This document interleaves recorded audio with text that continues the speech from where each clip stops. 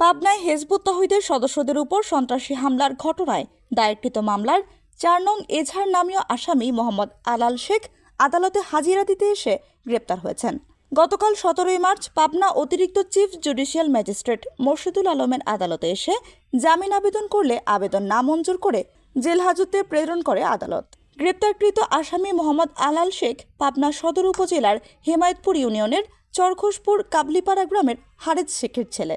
উল্লেখ্য, গত ১৯ জানুয়ারি রাত ৮:৩০টার দিকে পাবনার হেমায়েতপুর ইউনিয়নের চরঘোষপুর নফসারের ভাটা এলাকায় বাজিতপুর এলাকার মোহাম্মদ মুন্না প্রামাণিকের নেতৃত্বে ৩০ থেকে ৪০ জনের সন্ত্রাসী দল হিজবুত তওহীদের সদস্যদের উপর অতর্কিত হামলা চালায়। হামলায় হিজবুত তওহীদের ১৩ জন সদস্য আহত হয়। পরে পুলিশ আসার খবর পেলে সন্ত্রাসীরা পালিয়ে যায়। এই ঘটনায় মনিরুল মণ্ডল বাদী হয়ে ৮ জনের নাম উল্লেখ সহ অজ্ঞাত ২৫ থেকে ৩০ জনের নামে পাবনা সদর থানায় একটি মামলা দায়ের করেন। এই মামলার আসামিরা উচ্চ আদালত থেকে জামিনে ছিলেন। সর্বশেষ গত ১৭ মার্চ নিম্ন আদালতে হাজিরা দিতে এসে ৪ নং এজাহার নামীয় আসামি মোহাম্মদ আলাল শেখ গ্রেপ্তার হন।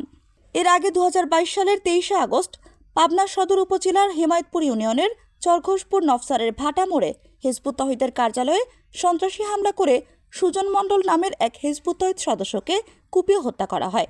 গতকাল হাজিরা দিতে এসে আটক হওয়া মোহাম্মদ আলাল শেখ ওই হত্যা মামলার ১ নম্বর আসামি।